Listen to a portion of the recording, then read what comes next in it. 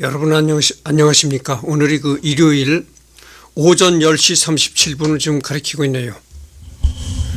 여러분들한테도 뭐 예고를 했듯이 이번에는 그 조갑재 대기자에 관해서 말을 하겠습니다. 그 편의상 그 존칭은 생략하도록 하겠습니다. 그래서 여기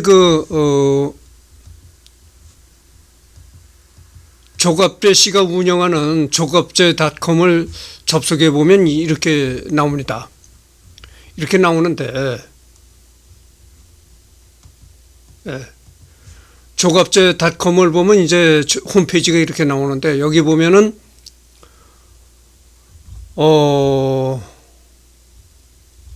잠깐만요.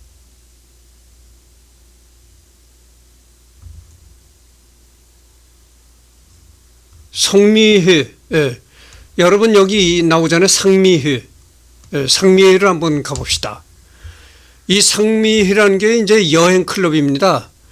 아마 그 취미로 여행을 하고 있는 그런 그 취미회인 모양이에요. 그래서 여기 회원 가입에는 어떤 사람들이 들어가는가 이걸 봤더니 사회적으로 어느 정도 그 사회적인 위치가 있어야 회원으로 가입할 수가 있다는 겁니다. 그러니까 뭐 나같이 이렇게 뭐 공장 직공 생활이나 하고 이런 사람은 안 되고 하여튼 그렇다고 그래요. 그래서 이제 이 조갑재 이분이 말이죠. 내가 왜 이렇게 상미회 얘기를 꺼내냐면은 이 조갑재 이 양반이 그 유럽 이 여행 비행 항공료도 제일 비싼 곳이 유럽입니다. 유럽이 제일 많이 항공료가 들어요. 그래서 대한민국에서 유럽이 제일 거리가 멀거든요. 그런데 그렇게 제일 거리가 먼 유럽을 가끔씩 이 양반은 갑니다.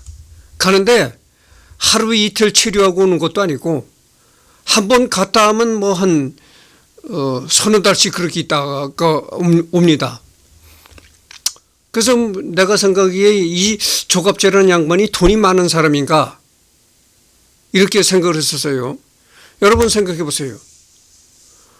아까도 얘기했지만 유럽 이 지역이 가장 그 항공료도 비싸고 여행비가 상당히 많이 들어갑니다.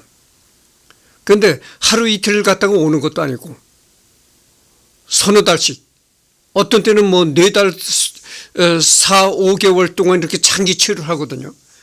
그럼 4개월, 4, 5개월 동안 체류하는 비용이 얼마나 들겠습니까? 그 유럽에 가서도 한 곳에서 가만히 있다 오는 게 아니에요.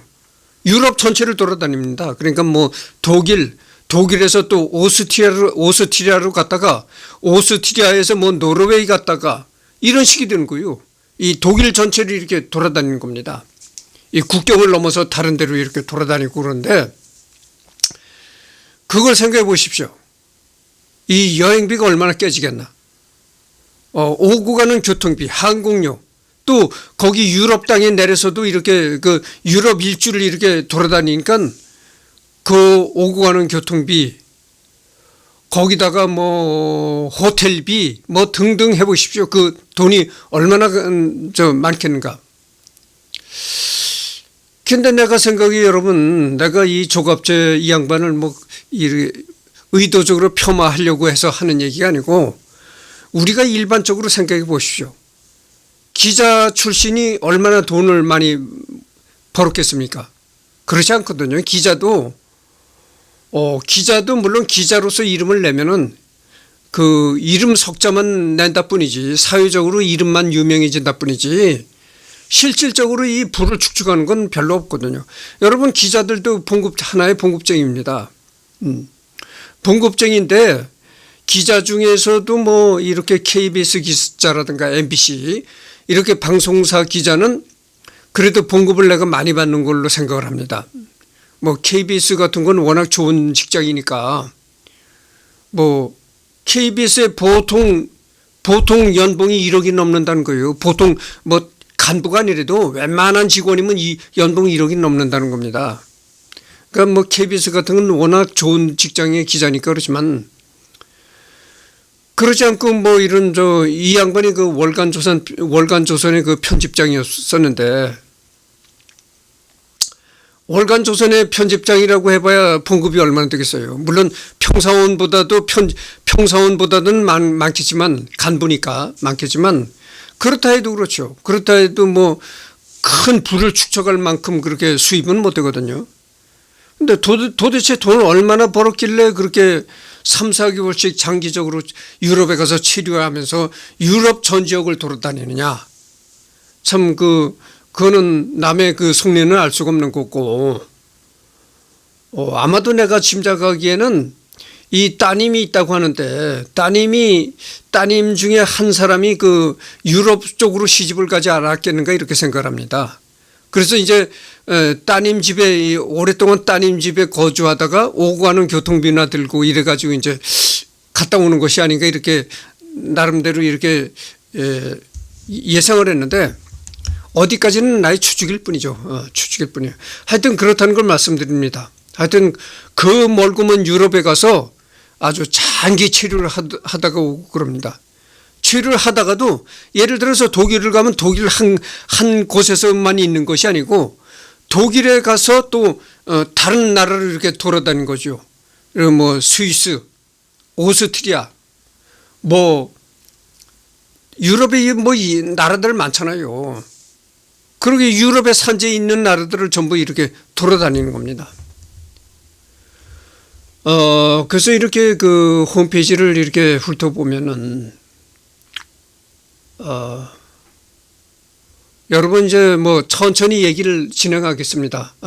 천천히 얘기를 하겠으니까 가깝게 생각하지 말고, 여유를 갖고 한번 들어보시기 바랍니다.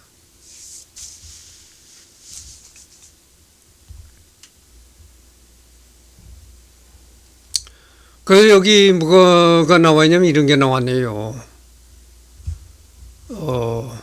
잠깐만요. 리딩을 하려면은, 잠깐만요. 이게 왜 또 이렇게 넘어갔지? 리딩을 하려면은 좀 글자를 크게 해야 됩니다. 그래서 글자를 크게 하겠습니다. 글자를 크게 해야 이 모니터 상으로 봐도 괜찮게 보이죠. 그 이제 이거를 봅시다. 무슨 글이 올라와 있냐면은 한국인이 북한군의 딘 소장을 팔아넘기다 이런 얘기입니다.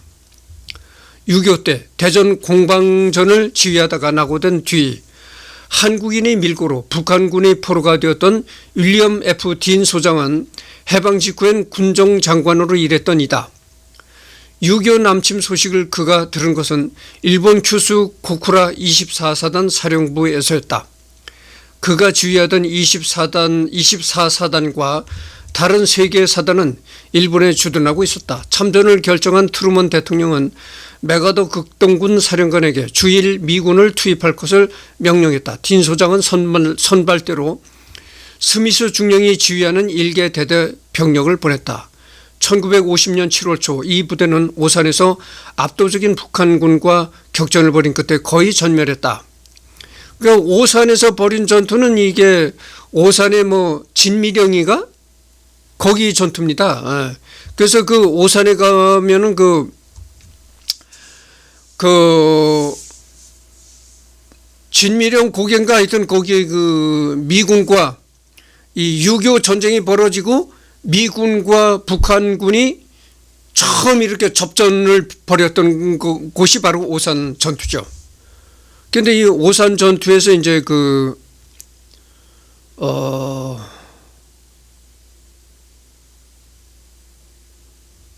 이제 행방불명이 된 것이죠. 예. 그래서 이제 그 행방불명이 되고 북한군의 포로가 된 겁니다. 그래서 이제 딘 소장이니까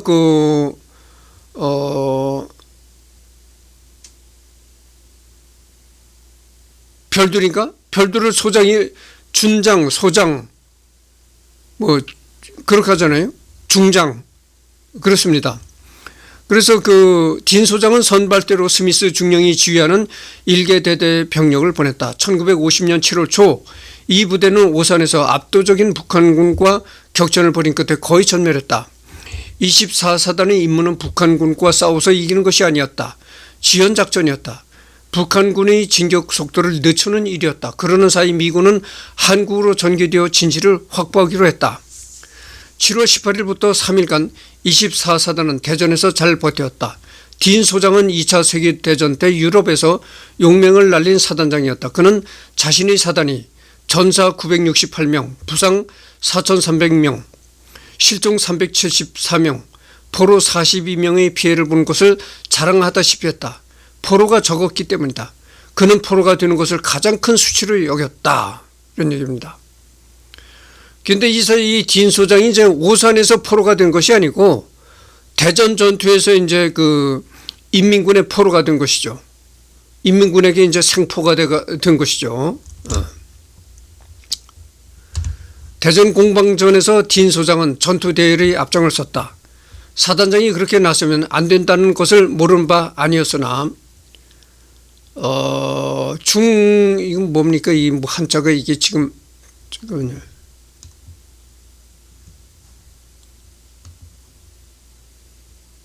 중과부족이네. 중과부족 상태에선 지휘관이 이렇게 솔선수범해야 병사들의 사기를 높일 수 있다고 생각했다. 요자가 좀 아리송합니다. 하여튼 틀릴 수도 있어요. 중과부족이라고 내가 읽었는데, 후퇴할 때도 딘 소장은 부상자 구호에 앞장섰다. 그는 부하들과 함께 걸어서 후퇴했다. 그는 부상병을 위해서 물을 얻으러 갔다가 길을 잃고 대열에서 벗어났다. 이런 얘기입니다. 부하들과 함께 걸어서 후퇴했다. 그는 부상병을 위해서 물을 얻으러 갔다가 물을 뜨러 갔다가 이제 길을 잃고 대열에서 벗어나가지고 포로가 됐다는 겁니다. 그의 부관은 딘을 찾지 못하자 남쪽으로 걸어가서 이틀 뒤 미군 부대와 합류했다. 혼자가 된 딘 소장은 산속을 헤매다가 넘어지고 떨어지면서 기절도 하고 어깨를 골절을 하기도 했다. 딘 소장은 나고병이 된 타보 중위를 만나 동행하게 되었다. 7월 26일 두 사람은 산속에서 한국인을 만났다. 자신들을 안전한 곳으로 안내해주면 $40를 주기로 약속하였다. 이 한국인은 두 미군을 오막살이 집으로 데려갔다. 그래놓고는 동생을 북한군에 보내 밀고 했다. 딘과 타보는 북한군이 접근하는 소리를 들었다. 그들은 집을 에워싸더니 나오면 죽이지 않겠다고 소리쳤다. 그러니까 이제 산에서 한국인을 만났는데 나를 살려주면은 나를 안전한 곳으로 데려다 주면 내가 $40를 주겠다. 이렇게 약속을 하고선 돈을 줬는데 이 한국인이 어느 그 오막살이 집으로 데려갔답니다. 그래 놓고선 자기 동생한테 이제 인민군한테 이제 밀고 해라 이렇게 시켰다는 거예요. 그래서 인민군한테 밀고가 가서 인민군들이 그 집을 에워싸고 나오면 죽이지 않겠다고 이제 소리쳤다는 것이죠. 두 사람은 총을 쏘면서 집을 뛰쳐나가 논으로 기어들어갔다. 타보 중위는 딘 소장을 따르지 못하고 헤어졌다. 타보 중위는 며칠 뒤 북한군의 포로가 되어 북한으로 끌려갔고 거기서 죽었다. 딘 소장은 논에 엎드려 있다가 어두워지자 산길을 걷기 시작했다. 벼이삭을 씹어 먹었다. 친절한 한국인이 주는 밥을 먹기도 했다. 8월 2일 딘 소장은 산에서 한국인을 만났는데 아주 호의적이었다. 그는 딘 소장을 외딴 집으로 데려갔다. 4일간 머물도록 하겠다고 약속했다. 이틀째 형제가 말다툼을 벌였다. 미군을 보호해주면 위험하다고 주장하는 동생이 이겨 딘 소장은 이 집을 나가야 했다. 그는 또 4일간 걸었다. 노인을 만났다. 이 노인은 미군이 있는 대구까지는 이틀만 걸으면 된다고 알려줬다. 그러니까 산에서 또 헤매다가 그 노인을 만나는데 그 노인이 여기서 대구까지 가려면 한 이틀만 걸으면 된다. 이렇게 얘기를 하더라는 겁니다. 희망이 보이자 딘 소장은 대담해졌다. 그는 큰 길로 나서서 걷기 시작했다. 여기서 한두규, 최천봉이라는 두 사람을 만났다. 딘 소장은 두 사람에게 미군 군표와 선물을 주기로 약속하고 대구까지 안내를 받기로 했다. 세 사람은 대구를 향해서 걸었다. 앞장서서 걸어가던 한국인이 뒤따라오던 딘 소장과 동료를 향해서 손짓을했다. 길가서 쉬고 있으란 신용이었다. 그래놓고 그는 앞으로 달려가더니 20명의 북한 군인들을 데려오는 것이었다. 이것도 이제 그 인민군한테 또 고발했네요. 자기를 따라오면은 내가 대구까지 안내해주겠다. 이렇게 놓고서는 또 인민군한테 또 이렇게 인민군을 데려오더라 이겁니다. 딘 소장은 자동소총을 꺼내려고 했다. 이때 옆에 있던 한국인이 붙들고 늘어졌다. 그때 딘 소장은 체중이 25kg나 줄어든 상태였다. 딘 소장은 북한군 손에 넘겨졌다. 밀고 한 한국인은 5달러에 해당하는 3,000원씩을 북한군으로부터 받았다고 한다. 딘 소장은 35일간 헤매다가 붙들린 것이다. 그가 붙들린 장소에서 미군 부대까지는 약 89km였다. 이런 얘기죠. 428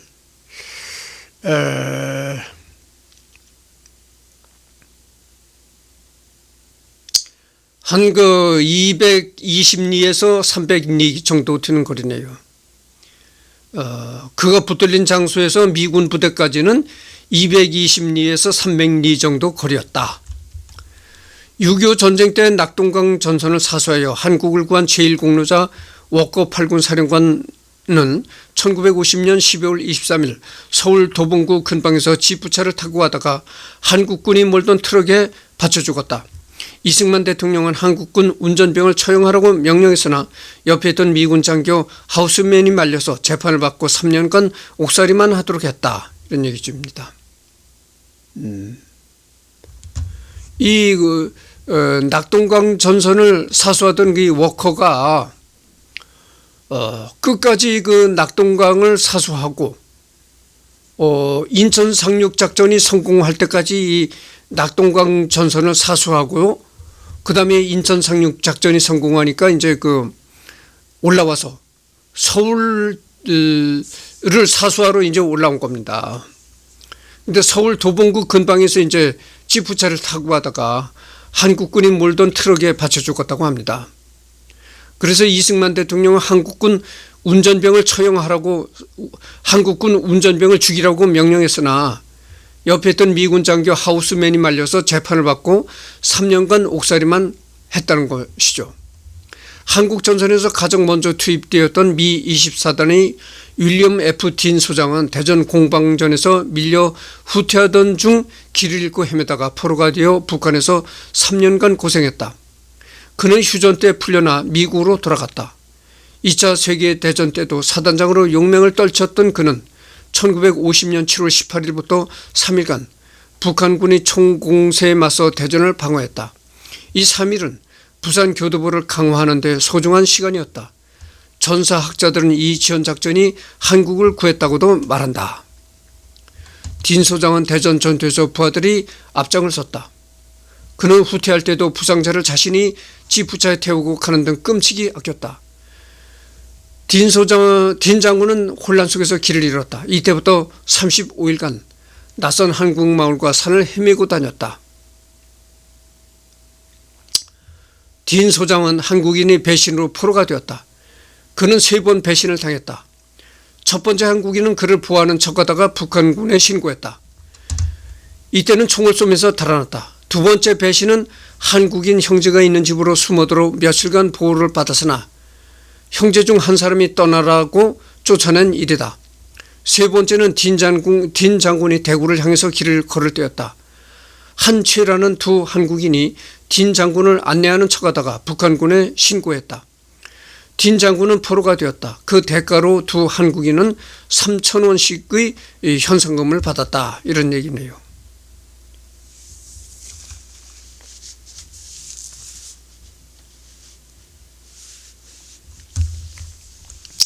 한국을 구하러 와서 목숨을 바친 미국인이 있는가 하면 그 미국인을 북한군에 넘겨주고 돈을 번 한국인도 있었다.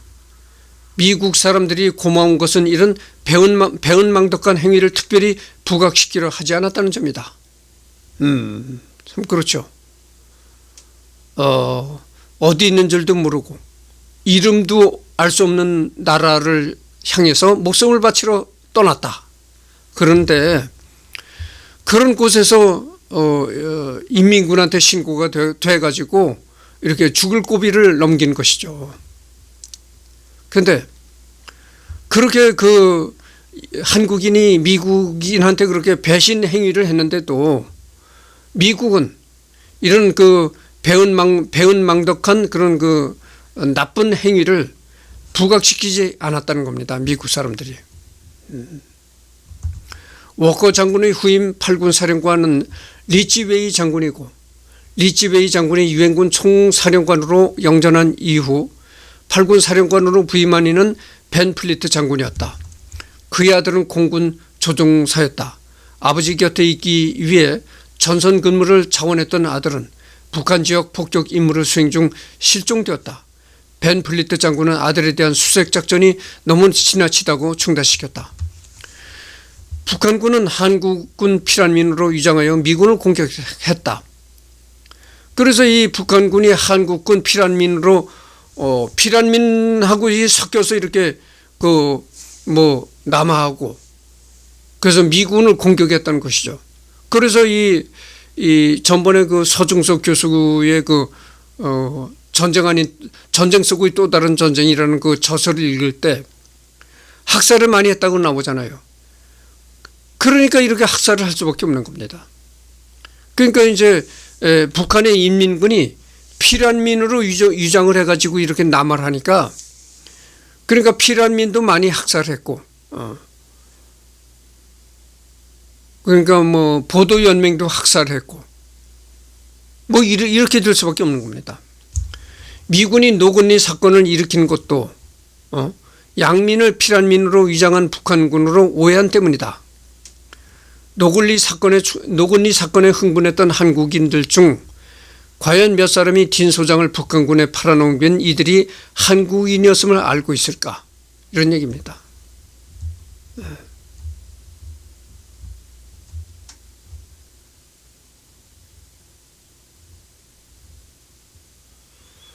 하여튼 이런 얘기고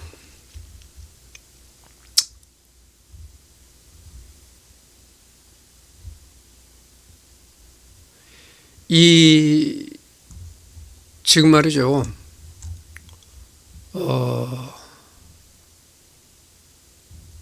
이걸 보면은 6.25 때 지금이 뭐 6월 며칠이죠. 하여튼 6.25가 또 이렇게 6.25 주년이 또 가까워오는데 하여튼 그렇습니다. 그래서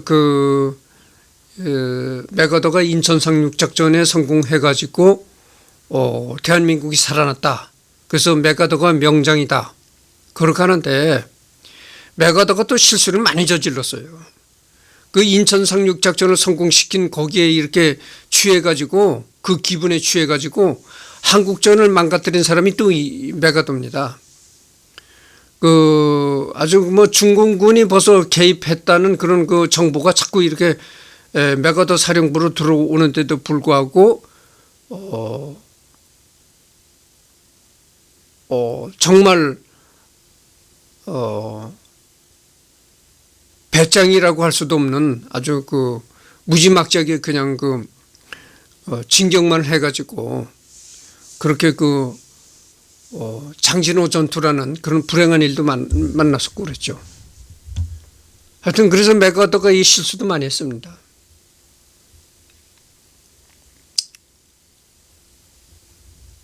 여기 또 보면은 이런 게 나옵니다. 이건 뭐 그렇고. 그래서 역전지객군이라는 건 한번 이렇게 봅시다.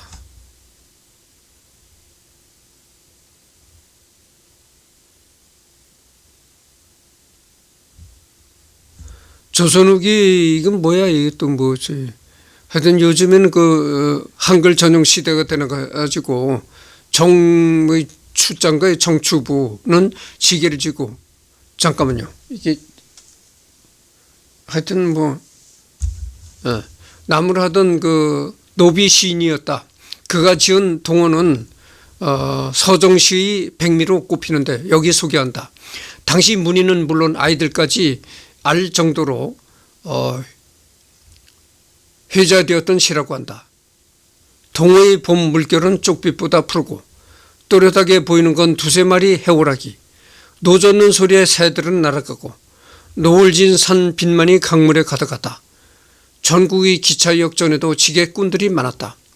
이름하여 역전 지게꾼이다. 역에서 내린 승객의 짐을 집까지 운반해주고 품삯을 받는 일이었다. 그렇죠. 우리나라가 말이죠. 아마 6.25가 아니고 5.16 일어날 때만 해도 이 역전에서 짐을 운반해주는 지게꾼들이 많았었습니다. 5.16 초기에도 이렇게 지게꾼들이 많았었어요. 6.25 전쟁 때도 지게꾼들이 있었다. 지게로 탄약과 식량을 나르며 전장을 누빈 사람들이다. 당시 동원된 지게꾼은 연인원 30만 명이 넘는데 짐을 나르다가 2064명이 죽임을 당했고 실종 2448명, 부상 4282명이 되었다. 그렇습니다. 이거는 6.25 전쟁 때는 이 지게꾼들을 이용을 해가지고 탄약을 나르고, 그리고 이 지게꾼들을 이용해가지고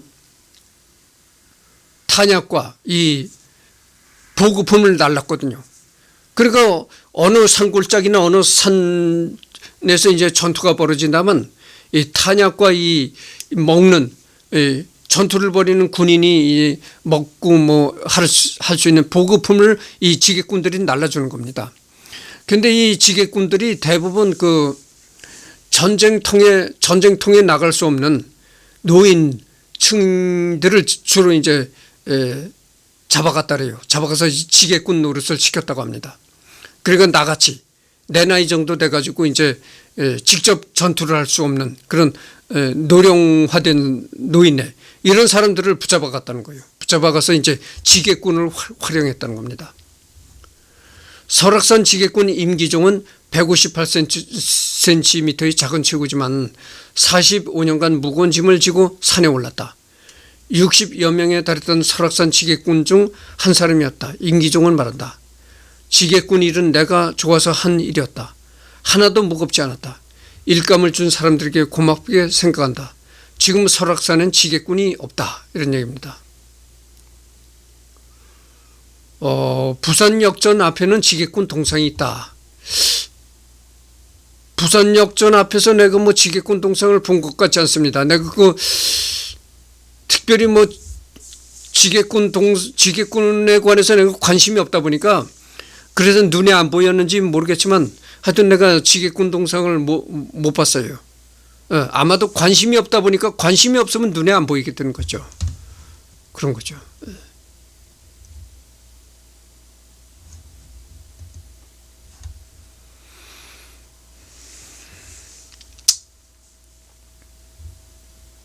그래서 이거를 더 다 읽어볼 필요는 없고, 이렇다는 것만 알고, 여기서 이거보다 더 중요한 게 이제 나무 위키죠. 나무 위키. 내가 인간 탐구를 하는 것은 이제 이 사람이 어떤 일생을 살아가고 있는가, 이거를 집중적으로 보려고 하는 거니까, 집중적으로 얘기를 하고자 하는 거니까 나무 위키를 보는 것이 가장 중요하죠. 그리고 여기 한글과 한문을 이렇게 섞어 쓰는데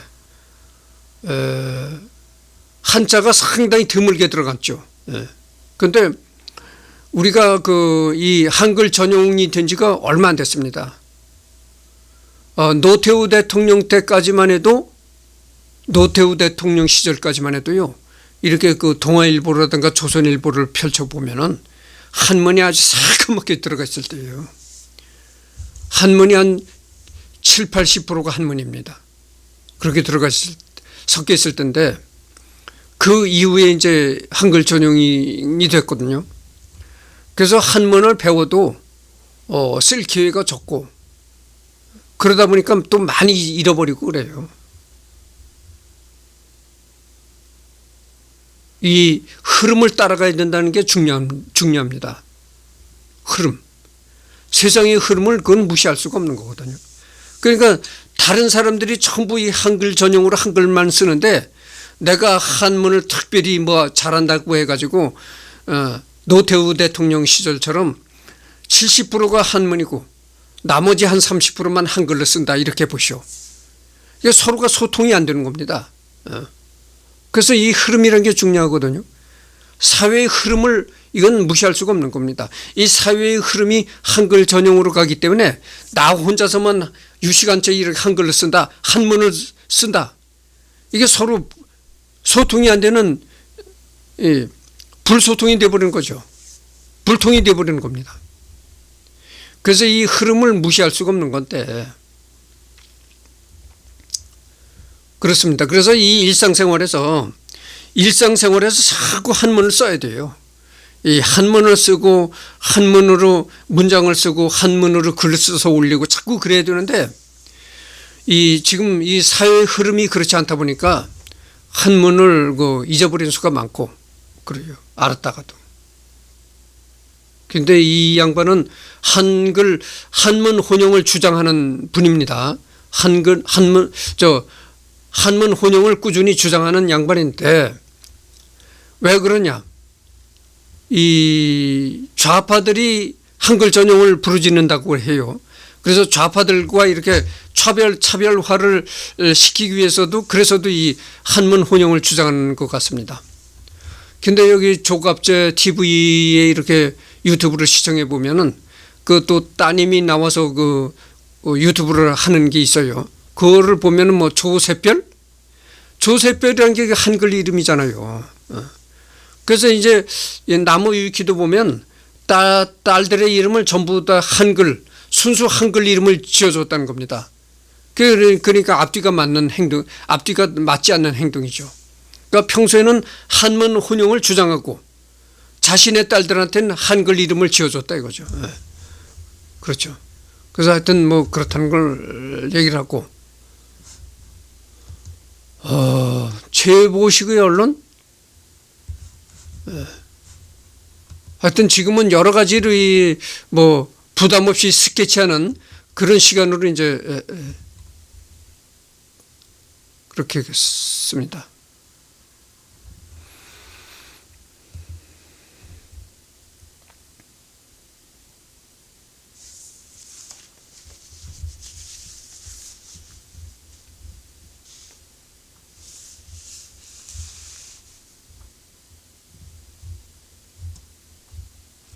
그래서 이 조갑제 그 유튜브도 이렇게 보면요 말이죠. 이승만과 박정희를 상당히 아주 높게 평가합니다. 그런데 그 이승만 박정희가 어떻게 아주 절묘하게 적시에 스톱된 게 하늘의 뜻이라고 나는 봅니다. 4.19 때문에 그 이승만의 자유당이 스톱이 됐잖아요. 그것도 하늘의 뜻이요. 박정희가 아주 김재규 때문에 스톱이 된 거, 유신 정치가 김재규에 의해서 스톱이 된 거, 그것도 난 하늘의 뜻이라고 봅니다. 그래서 대한민국이 진짜 민주국가로서의 세계적인 그런 G7이니 G2니 이런 얘기가 나오잖아요. 민주국가로서의 위상을 세계적으로 높이고 이런 나라가 되게 하는 그런 하나님의 섭리가 작용되지 않았겠는가 그렇게 생각합니다. 만약에 이승만이가 계속 이승만 자유당 정권이 집권했더라면 어떻게 되겠어요? 내가 얘기를 하겠습니다. 북한과 거의 비슷한 나라가 됐어요. 왜 그러냐? 북한은 혈통세습이죠. 그렇습니다. 혈통세습입니다. 그런데 이승만 정권이 스톱이 안 됐으면은 이시 정권이 되어버리는 겁니다. 대한민국은 이시의 나라가 되는 거예요. 이 조선시대부터 조선시대같이 그렇게 이시의 나라가 되는 겁니다. 왜냐하면 이 후계자를 미리 지정하는 거예요. 지정하고 그럼 누군가가 얘기할 거예요. 여보시오. 후계자를 지정한다고 그 사람이 대통령이 될 수 있느냐? 선거가 있는데 국민들의 선거를 거쳐야 되는데 후계자로 지정한다고 그 사람이 대통령이 될 수 있느냐, 이렇게 나한테 반문할 것입니다. 선거라는 거는 요식행위에 불과한 거예요. 요식행위. 이승만 정권이 저지른 이 불법 선거를 보십시오. 요식행위에 불과한 겁니다. 그러니까 선거라는 건 요식행위에 불과한 것이고 미리 이 후계자를 지정하는 겁니다. 그런데 후계자로 지정하는 게 똑같은 이씨들을 지정하는 거예요. 이승만이가 뭐 전주이씨인데 이기붕이가 뭐 전주이씨인지 그것까지는 내가 찾아보질 않았는데 하여튼 반드시 전주이씨가 아니라 하더라도 또 이씨를 지정했잖아요. 그런 거예요. 그런데 그래가지고 4.19가 일어나지 않았으면 이기붕이가 또 대통령이 된 겁니다. 그러니까 대한민국은 이씨로 세습되는 나라가 된 겁니다. 그렇게 된 거예요. 그런데 그 4.19 일어나기 전에 그때 그 특무대장 김창룡이가 그 이기붕을 어떻게든지 대통령을 못 되게 하고, 이 김창룡이가 점 찍은 사람은 그때 당시 그 미국 대사로 주미 대사로 나가 있던 그 내가 현재는 이 자료를 들춰보질 않아서 얘기를 못 하겠는데 하여튼 양씨입니다. 양씨. 그때 주미 대사로 나가 있던 양뭐라는 사람을 이제 이 김창룡이가 대통령으로 앉히려고 그랬어요. 이기붕을 떨쳐내버리고 이 주미 대사 양씨를 갖다가 이제 대통령으로 앉히려고 이 김창룡이가 공작을 꾸몄댔어요. 그래가지고 그 주미 대사가 상당히 기분이 업돼 있어가지고 그랬던 겁니다. 이 대통령 꿈을 갖고 있었던 겁니다. 그러다가 4.19에 일어나가지고 그것도 저것도 이제 다 물거품이 된 거죠. 왜냐하면 그때 이 김창룡의 권한이 대단했거든요. 이 박정희 때 중앙정보부장이 그 날아가는 새도 뭐 떨어뜨린다고 할 정도였었잖아요. 이승만 대통령 때 김창룡이가 그랬었어요. 특무대장 김창룡이가 벌이는 공작을 벌이면 안 될 게 없는 겁니다. 안 될 게 없는 거예요. 김창룡이가 벌이는 공작을 벌이면 안 될 게 없는 거예요. 그러니까 김창룡이가 이기붕을 대통령이 못 되게 하고 저기 주미대사로 나가 있는 양씨를 그 대통령으로 만들려고 했었거든요. 그런 공작을 폈단 말이죠. 그런 것도 있고 그렇습니다. 하여튼 그런 게 있고, 그래서 이승만이가 4.19로 몰락하지 않았으면은 계속 이승만의 자유당이 계속 흐름이 이어졌으면은 대한민국은 이씨의 나라가 된 겁니다.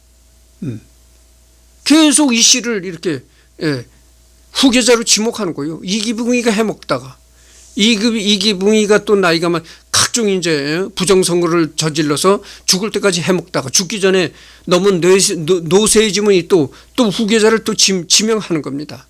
선거라는 거는 하나의 요식행위에 불과한 거예요. 그러니까 뭐 선거 해봤자 뻔할 뻔짜죠. 지명한 사람이 되는 겁니다. 후계자로 지목한 사람이 되는 거예요. 그러면 대대로 이씨가 이제 이씨로 지목해 내려가는 겁니다. 대한민국이 이씨의 나라가 된 거예요. 또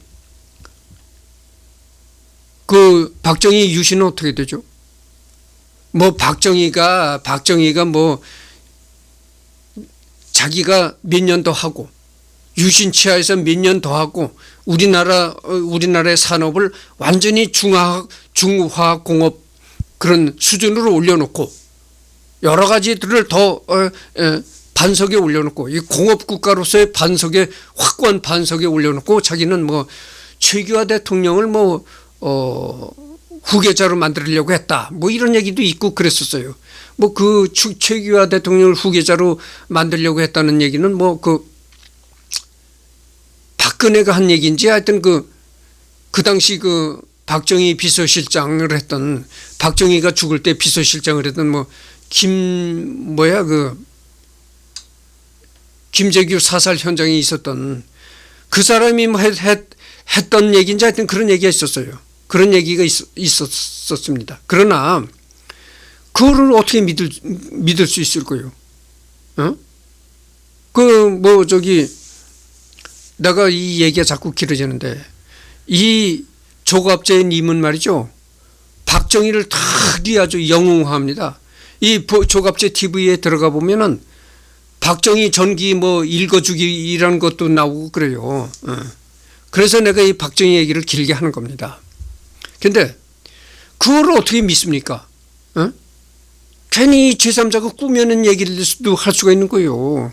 그거를 그 사람이 이 박정희가 하는 얘기를 직접 뭐 녹음이라도 했다는 얘기입니까? 아니면 박정희가 뭐 문서로도 남겼다는 얘기입니까? 그게 아니거든. 그러니까 그 말을 믿을 수가 없고 이 유신헌법 자체가 뭐냐면은 평생 해먹는 법이에요. 평생. 그 김대중이하고 박정희하고 삼선 개헌을 해가지고 박정희가 이제 김대중이하고 결혼했잖아요. 김대중의 대통령 유세장에서 뭐라고 했는 줄 아십니까? 박정희 이번에 삼선 개헌을 해서 나왔는데 이번에 삼선 개헌 때 또 박정희가 뽑히면은 그 다음에는 선거가 없는 영원한 총통제로 진입할 것이다 이렇게 말했어요. 그리고 또 박정희는 뭐라고 유세를 한 줄 아십니까? 더 이상 내가 이 선거를 끝으로 더 이상 내가 국민들한테 표 구걸을 하지 않겠다 이렇게 나온 거예요. 표 구걸을 하지 않겠다는 건 뭡니까?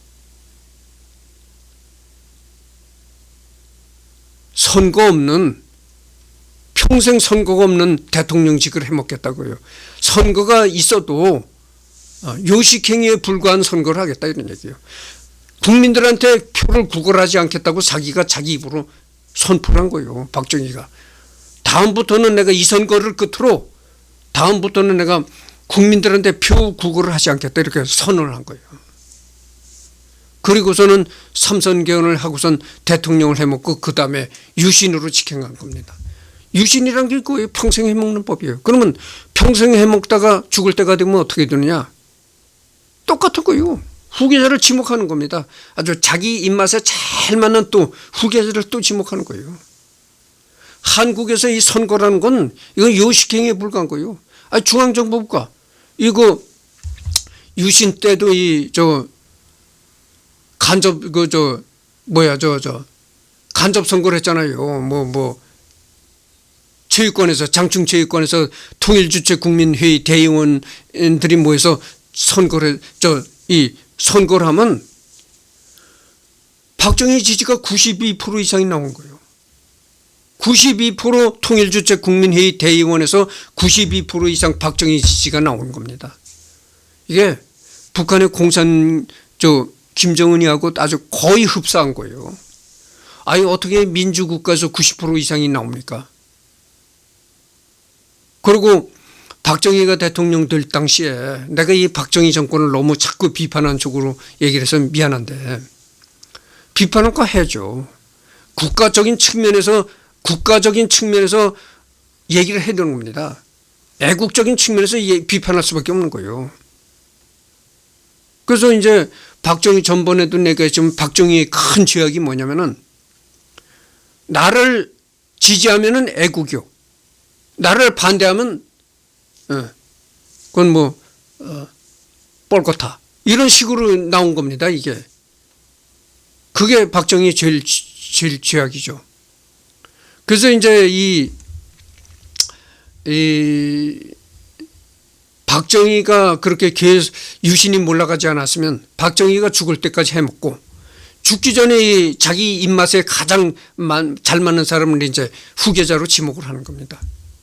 그래서 이제 이렇게 되는 건데 그래서 자기가 후계자로 지목하면 그대로 되는 거예요. 선거라는 건 요식행위에 불과한 거고 그러니까 영원한 유신의 나라가 되는 겁니다. 영원한 유신의 나라가 돼서 아주 박정희는 아주 세세만세 영웅으로 추대가 되는 거죠. 박정희가 뭐라고 지금 일반 국민들이 김대중 대통령을 대통령병 환자라고 비난하는 사람이 있습니다. 사수까지 도전했다 해가지고 그 박정희를 좋아하는 사람들이, 박정희를 좋아하는 국민들이 그렇게 김대중이를 그렇게 비난하는 거예요. 김대중이는 대통령병 환자다. 뭐 이렇게 해가지고 비난합니다. 그래서 김대중 씨가 대통령으로 뽑히니까 야, 이제는 뭐 오늘 죽어도 원이 없겠구만. 이러면서 김대중이를 비판하는 사람들이 있었어요. 그러면 누가 대통령병 환자입니까? 김대중이가 대통령병 환자입니까? 박정희가 대통령병 환자입니까? 박정희가 대통령병 환자예요. 죽는 순간까지도 대통령직을 하려고 했었다니까. 이 유신이란 건 죽는 순간까지 대통령이에요. 죽을 때까지 해먹는 법이 유신이라고. 아니, 거기서 더 대통령병이 어디 있습니까? 그러니까 자기가 대통령병 그 박정희 자신이 대통령병 환자라고. 박정희가 대통령병 환자인데 그거를 김대중이한테 뒤집어 씌워서 가지고 뭐 대통령병 환자다 뭐 이랬다고. 그리고 박정희가 한국 경제를 이렇게 세웠다. 경제 발전을 일으켰다. 그렇게 하면 또 볼 수도 없어요. 물론 나타난 현상은 그렇게 나타난 겁니다. 나타난 현상은 그렇게 나타나는데 박정희가 집권하고서는 뭐 경제 발전 계획, 경제 개발 계획 5개년 계획이라고 해가지고 실행을 했거든요. 근데 그 경제 계획 뭐 5개년 계획이라는 게 그것이 그 프로젝트가 이미 박정희 전 정권에 뭐 윤보선 그 장면 정권서부터인지 하여튼 그때서부터 이게 계획이 플랜이 세워졌던 거라는 겁니다. 이제는 이래서는 안 된다. 이렇게 살아서는 안 된다. 경제를 발전시키지 못하면 미래가 없다. 이래가지고 장면이나 뭐 윤보선 정권인지 거기서부터 그때서부터 이게 플랜이 세워졌다는 거예요. 근데 플랜을 실행할 시간도 없었다는 거죠. 알다시피 장면 정권이 집권한 지 6개월 만에 쫓겨났는데 6개월 만에 뭘 추진을 하겠어요. 추진할 그 시간적인 여유도 없었던 거죠. 그러다가 박정희가 그 플랜을 그대로 이어받아서 추진한 것뿐이에요.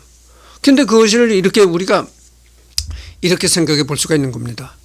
그것이 꼭 박정희래야만 가능했을까? 이런 물음을 던질 수도 있는 겁니다. 아니, 우리가 경제를 발전시켜야 한다는 건 시대적 과제인데 그 시대적 과제를 외면할 사람이 누구겠습니까?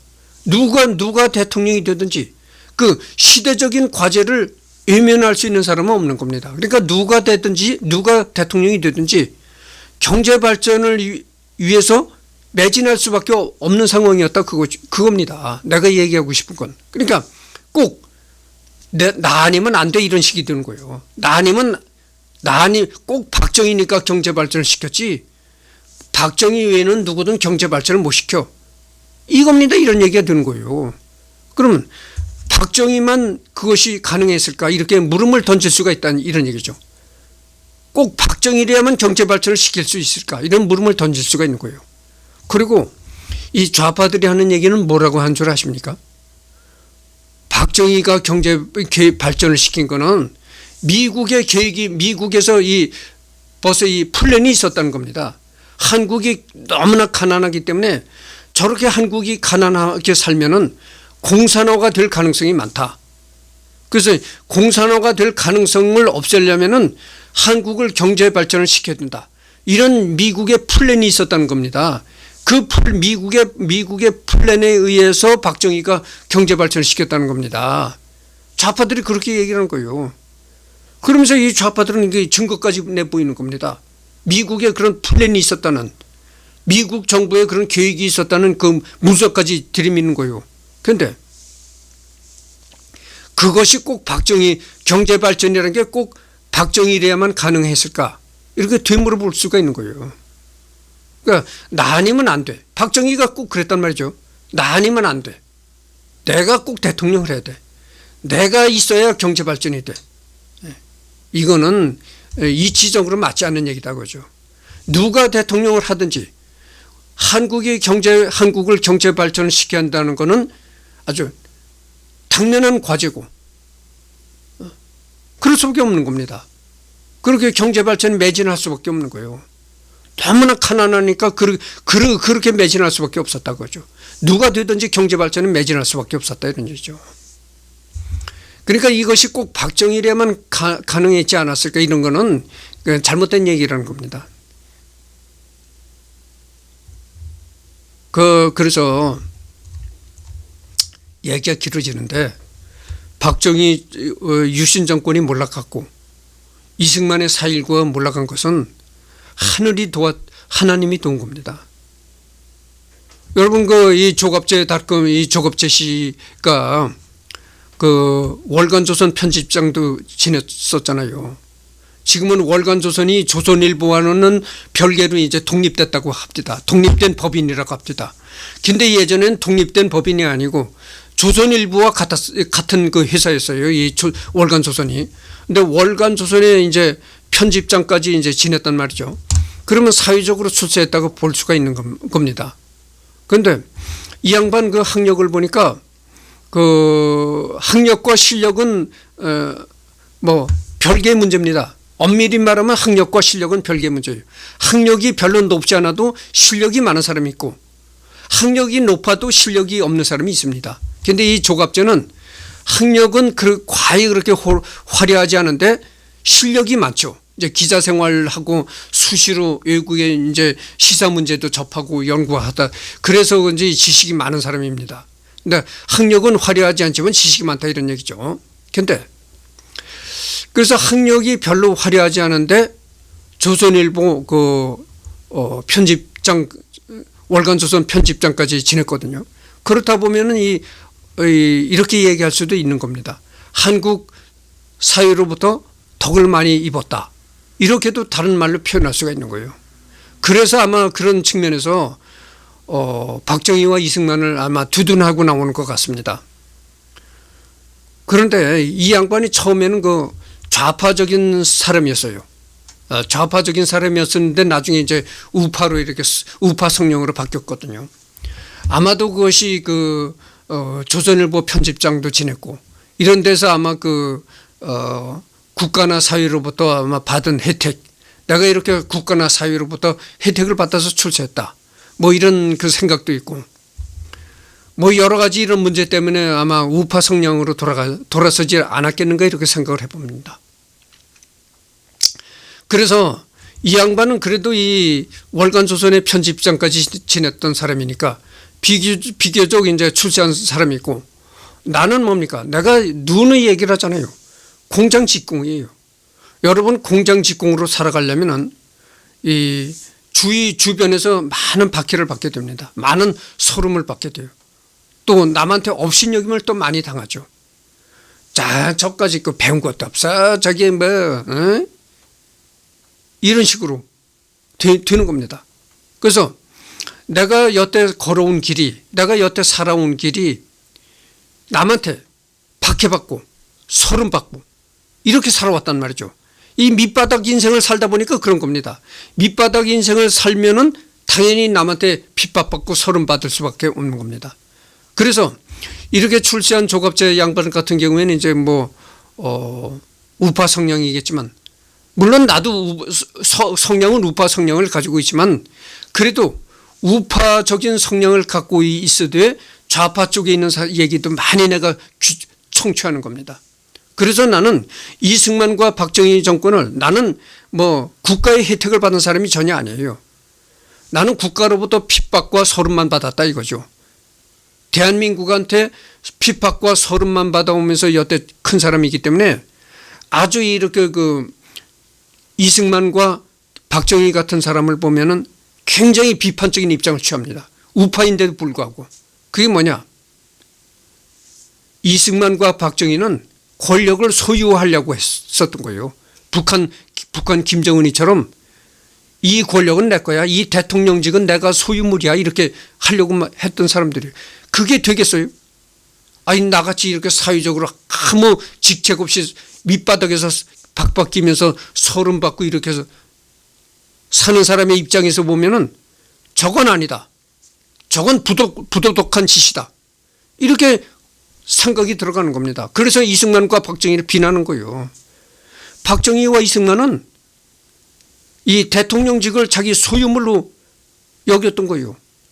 죽을 때까지 내가 해먹으려고 했던 거예요. 죽을 때까지. 이거는 그래서는 안 된다는 얘기죠. 이건 아니다 그거죠. 나같이 이렇게 밑바닥 이 사람이 보기에는 저건 절대 아니다. 틀렸다 이런 얘기죠. 그래서 이승만과 박정희가 수습된 것은 정말 하나님의 뜻이다 이런 얘기입니다. 그 김재규가 재판받을 때 얼마나 호화로운 변호인단이 조직됐습니까? 수많은 난다긴다 하는 변호사들이 다 달라붙었던 거예요. 거기에 제일 그래도 대표적인 변호사가 강신옥 변호사.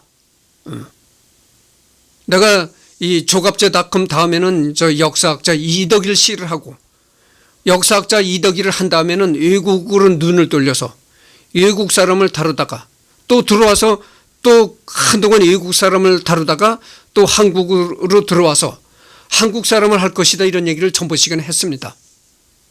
그래서 외국 사람들을 한동안 이렇게 돌아보다가 또다시 한국 사람으로 들어와서 이제 강신옥 변호사에 관해서 내가 하려고 합니다.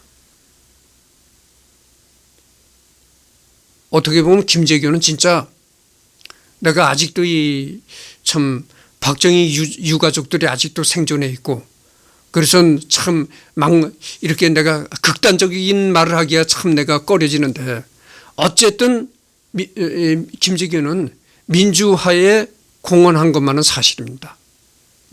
그래서 이번 주는 조갑제님의 첫 번째 시간이었고 두 번째는 이제 나무 위키를 리딩하면서 얘기를 해보도록 하겠습니다.